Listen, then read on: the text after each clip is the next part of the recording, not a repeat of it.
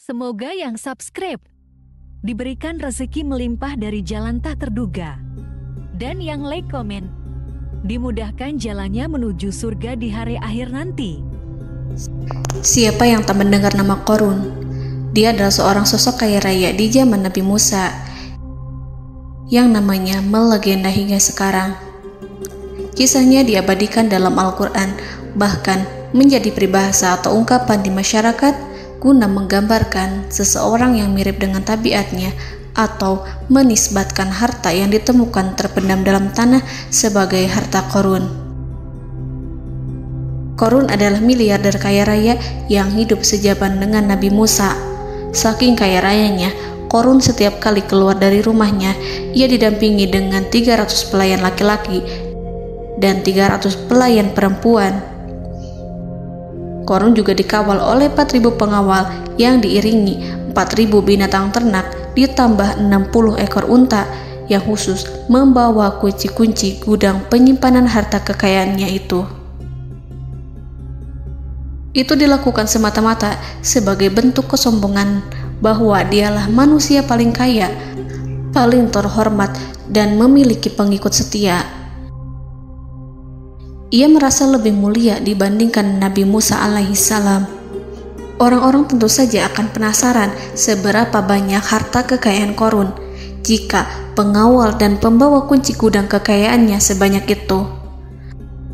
Lalu berapa banyakkah harta yang dimiliki Qorun yang disimpan di dalam gudangnya tersebut? Sebelum saya melanjutkan, dimohon untuk menonton video ini sampai selesai supaya tidak ada kesalahpahaman dalam memahami isi cerita, serta mohon bantu channel ini semakin berkembang dengan cara tekan subscribe dan silakan tinggalkan like serta komen positifnya. Semoga dukungan pemirsa Risalah Kehidupan bernilai pahala dan menjadi wasilah dimudahkannya segala urusan pemirsa sekalian. Pemirsa Risalah Kehidupan, di zaman sekarang banyak orang yang mengistilahkan rezeki yang tak terduga dengan istilah harta Qorun. Lalu dari manakah sumber harta kekayaan Qorun yang sangat luar biasa itu? Serta di manakah Qorun dan hartanya ditenggelamkan? Siapakah Qorun dan bagaimana kisahnya dengan Nabi Musa? Qorun merupakan kaum Nabi Musa alaihissalam. Disebutkan oleh Ibnu Jurayj, nama lengkap Qorun adalah Qorun ibnu Yashar, ibnu Qahis, ibnu Lawi, ibnu Yakub. Ia merupakan putra paman atau sepupu Nabi Musa alaihissalam. Pasalnya, Nabi Musa alaihissalam sendiri adalah putra Imran, sedangkan Imran adalah putra Qahis. Dengan kata lain, Qorun masih satu kakek dengan Nabi Musa alaihissalam, yakni kakek Qahis. Ia adalah umat Nabi Musa yang taat. Tidak hanya memiliki banyak harta, Qorun juga termasuk orang yang cerdas dan berilmu. Ia menguasai ilmu duniawi dan ilmu ukhrawi, dan tercatat bahwa Qorun adalah ahli di bidang kimia. Dirinya tercatat sebagai ahli kitab Taurat setelah Nabi Musa.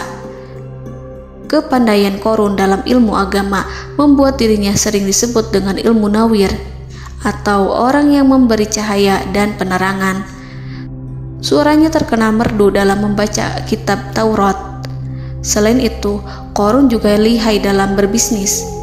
Ia mengetahui trik investasi yang menguntungkan, serta jalur perdagangan internasional yang strategis di zamannya. Kekayaan Qorun begitu banyak, sebagaimana tercatat dalam surat Al-Qasas ayat 76. Sesungguhnya Qorun termasuk kaum Musa, tetapi dia berlaku aniaya terhadap mereka. Kami menganugerahkan kepadanya perbendaharaan harta yang kunci-kuncinya sungguh berat dipikul oleh sejumlah orang-orang yang kuat.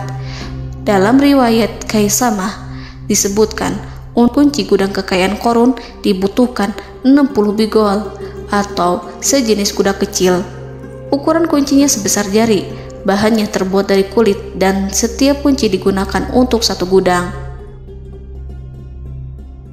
Maka keluarlah Qorun kepada kaumnya dalam kemegahannya. Para ulama tafsir menjelaskan Qarun keluar dengan mewah diiringi dengan 300 gadis berbaju merah dan 4.000 kendaraan kuda. Tak heran, iring-iringan Qarun itu mengundang decak kagum mereka yang gandrung terhadap harta kekayaan. Sebagaimana yang terekam dalam ayat Al-Quran, moga-moga kiranya kita mempunyai seperti apa yang telah diberikan kepada Qarun. Sesungguhnya ia benar-benar mempunyai keberuntungan yang besar. Quran Surat Al-Qasas ayat 79. Namun tak sedikit kaumnya yang mengingatkan. Ingatlah ketika kaumnya berkata kepadanya, janganlah engkau terlalu bangga, sesungguhnya Allah tidak menyukai orang-orang yang terlalu membanggakan diri atau farihin. Ulama menafsirkan istilah farihin di sana juga berarti takabur, zolim, berbuat kerusakan, arogan, dan tak mau bersyukur terhadap nikmat. Qarun dikisahkan memiliki ribuan kuda yang berisikan emas dan perak. Bila keluar rumah, Qarun selalu berpakaian mewah dan dikawal 600 pelayan dan diiringi 4.000 ekor kuda serta 60 ekor unta yang membawa kunci-kunci gudang kekayaannya. Namun, sayangnya Qarun kemudian membangkang pada Nabi Musa dan menjadi pengikut setia Fir'aun. Mengenai dari mana asal-usul kekayaan Qarun, ada beberapa riwayat yang memberitahukan tentang asal-usul kekayaan Qarun.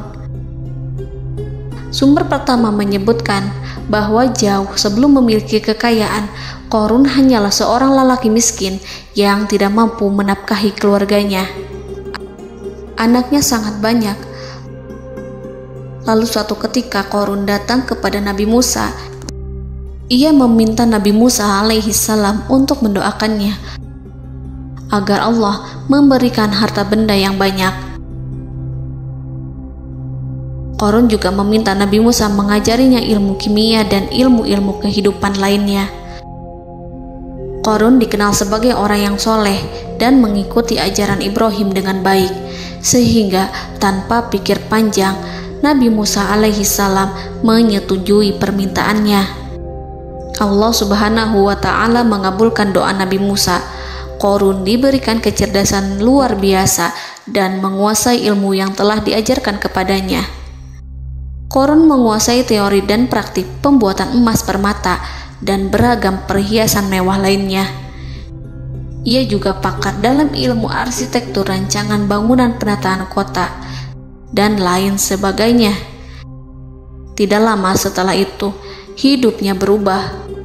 Qarun pun hidup dengan bergelimbang harta. Ribuan gudang yang dimilikinya penuh dengan emas dan perak. Namun, sayangnya, keberuntungan yang didapatkannya membuatnya gelap mata. Qarun mulai hidup dengan penuh pamer, keangkuhan, dan penuh kesombongan. Kekayaan yang diberikan Allah Subhanahu wa ta'ala membuatnya lupa dengan Sang Maha Pemberi. Qarun merasa lebih terhormat dan mulia dibandingkan Nabi Musa. Ia pun akhirnya membelot dan durhaka pada Musa. Ia mengingkari janji-janjinya dulu dan beralih menjadi pengikut Fir'aun yang setia.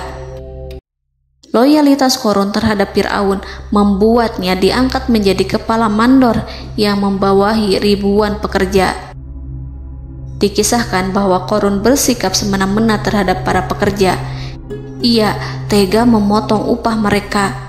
Ia melakukan korupsi demi membangun istana dan kemegahannya sendiri, dan untuk membangun gudang-gudang penyimpanan harta yang telah ia kumpulkan jauh-jauh hari.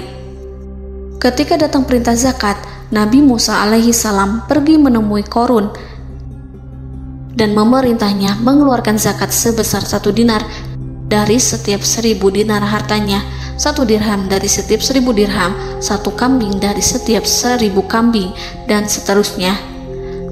Setelah Qarun menghitung seluruh hartanya, ternyata jumlah zakatnya sangat besar. Kekikirannya pun mulai menghalangi hatinya untuk mengeluarkan zakat. Qarun enggan membayar zakat ketika Nabi Musa alaihissalam menagih zakat yang diperintahkan oleh Allah untuk ditunaikan olehnya. Ketika Qarun dimintai zakat, ia langsung marah dan tidak memberikan sedikit pun kekayaannya. Dia berpikir bahwa harta kekayaan yang dimilikinya didapat dari hasil kerja dan usahanya, dan tidak ada kaitannya dengan siapapun, termasuk Allah Subhanahu wa Ta'ala. Janji Qarun untuk lebih taat beribadah dan membantu sesama jika diberi kekayaan oleh Allah dilupakannya. Dia mempergunakan kekayaannya tersebut dalam kesesatan, kezoliman, dan permusuhan, sehingga membuatnya menjadi sombong dan terlena. Orang-orang beriman pada masa itu sering menasihati Qarun untuk bersyukur atas nikmat yang telah Allah berikan, tetapi dia tidak mengindahkan nasihat tersebut. Dari sikapnya tersebut sudah jelas bahwa Qarun tidak membutuhkan nasihat kebenaran, bahkan merasa tidak takut dengan ancaman Allah. Sebab Qarun merasa sudah memiliki segalanya.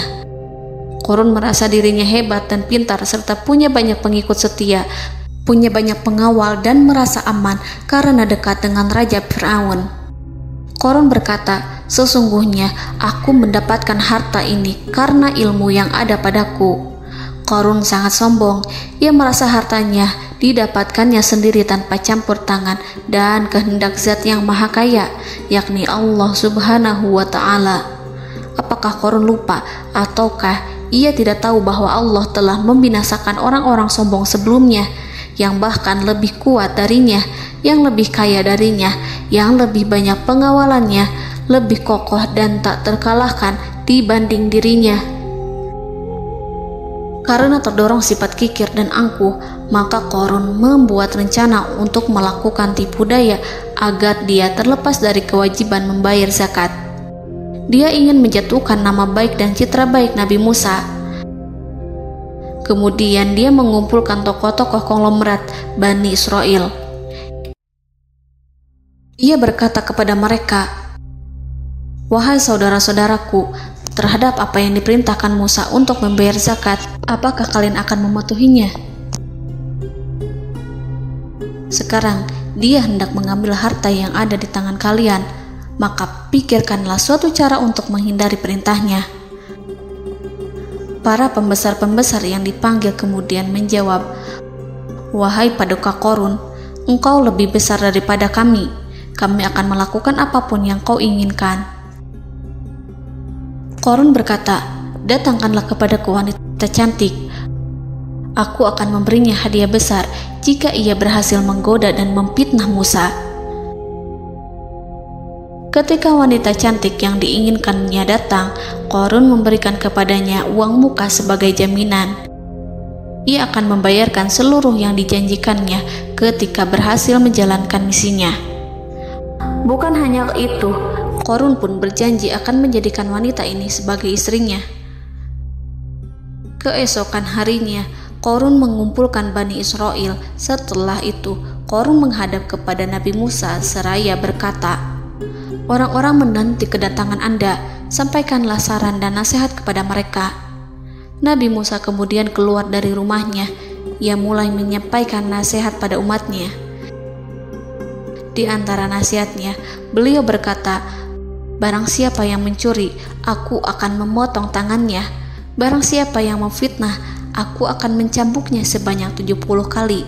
Barang siapa yang tidak mempunyai istri dan dia berbuat zina, maka aku akan mencambuknya sebanyak 70 kali. Adapun barang siapa yang memiliki istri dan ia berbuat zina, aku akan rajam dia sampai mati." Qarun kemudian berkata, "Apakah ini juga berlaku untuk Anda jika Anda sendiri yang berbuat zina? Apakah Anda akan menerima hukumannya?" Kemudian Nabi Musa menjawab, "Ya, meskipun saya sendiri yang melakukannya." Maka kemudian Qarun memanggil wanita yang telah dibayarnya. Wanita itu berdiri di depan Nabi Musa dan Bani Israel yang telah berkumpul, mengaku sedang hamil karena berhubungan badan dengan Nabi Musa. Maka marahlah Nabi Musa atas fitnah kejam yang diarahkan kepadanya. Kemudian Nabi Musa melakukan sholat 2 rakaat, lalu mendatangi wanita itu dan menyumpahnya agar mengatakan siapa yang menyuruhnya. Wanita itu menjadi ketakutan. Ia bergemetar di depan Nabi Musa dan mengaku bahwa yang menyuruhnya adalah Qarun. Lalu wanita itu bertaubat dan meminta maaf kepada Nabi Musa. Seketika Nabi Musa bersujud seraya berdoa kepada Allah agar menimpakan azab kepada Qarun. Allah memberi wahyu kepada Musa bahwa bumi telah dijadikan tunduk kepada perintah Nabi Musa. Kemudian Nabi Musa berkata kepada bumi, "Wahai bumi, telanlah Qarun beserta kekayaannya, habiskanlah semua." Kala itu Allah menurunkan wahyu kepada Musa alaihissalam untuk memerintah bumi apapun yang diinginkannya. Begitu Nabi Musa alaihissalam datang dengan wajah sangat marah, barulah Qarun merajuk, "Wahai Musa, sayangilah aku." Sementara Nabi Musa alaihissalam tak bergeming. Beliau lantas berkata pada bumi, "Wahai bumi, ambillah mereka." Seketika rumah Qarun mulai bergetar. Qarun dan antek-anteknya mulai dibenamkan hingga bagian lututnya. Rumahnya ikut turun sedalam lutut. Qarun kembali merajuk, "Sayangilah aku Musa." Rumahnya kembali berguncang. Kini Qarun dan kawan-kawannya kembali terbenam hingga pusar. Demikian pula rumahnya. Qarun terus merajuk, "Wahai Musa, sayangilah aku." Sementara Nabi Musa alaihissalam kembali meminta bumi, "Wahai bumi, ambillah mereka." Rumah Qarun berguncang lagi, sementara Qarun dan kawan-kawannya terus terbenam hingga bagian tenggorokannya. Demikian pula rumahnya. Qarun lagi-lagi menjerit, "Wahai Musa, sayangilah aku." Namun Nabi Musa alaihissalam tak bergeming. Beliau terus meminta bumi menelannya hingga akhirnya Qarun dan kawan-kawannya hilang seluruhnya ditelan bumi. Tak lama setelah itu Allah berkata, "Wahai Musa, apa yang membuatmu bersikap demikian? Padahal demi kemuliaanku, andai dia Qarun berdoa kepadaku, niscaya aku akan rahmati. Maka kami benamkan dia beserta rumahnya ke dalam bumi, maka tidak ada baginya satu golongan pun yang akan menolongnya selain Allah, dan dia tidak termasuk orang-orang yang dapat membela diri." Quran Surat Al-Qasas ayat 81. Lalu di manakah lokasi ditenggelamkannya Qarun beserta harta bendanya? Konon berdasarkan kepercayaan beberapa masyarakat setempat, Qarun ditenggelamkan di sekitar sungai atau danau Moris yang terkenal di kota Payom, negara Mesir. Qarun konon mendirikan istana dan di tempat itu pula ia ditenggelamkan. Dahulu, Qarun berkeinginan membangun sebuah istana, namun tidak diizinkan oleh Fir'aun jika istana itu dibangun di samping istana Fir'aun. Terlebih, Qarun juga tidak ingin membangun istana di tengah pemukiman Bani Israel yang terletak di tanah Jasan. Fir'aun pun memberikan tanah di wilayah Fayom. Kemudian di tepi sungai Payom inilah Qarun membangun istananya yang megah, dan di dalamnya ia membangun Al-Khunuj, gudang penyimpanan harta berisi emas dan perak. Salah satu bukti arkeologis yang dapat dijumpai di lokasi tersebut adalah runtuhan bangunan yang diduga sebagai tempat tinggal Qarun yang berjarak sekitar 2 km dari Danau Qarun. Menurut beberapa sumber, bangunan yang masih berdiri kokoh tersebut adalah benteng yang dibangun oleh Qarun. Namun ada juga yang mengatakan bahwa bangunan tersebut adalah tempat tinggalnya. Wallahu a'lam. Semoga kita semua dijadikan orang yang Allah mampukan menjadi orang kaya namun tidak seperti Qarun,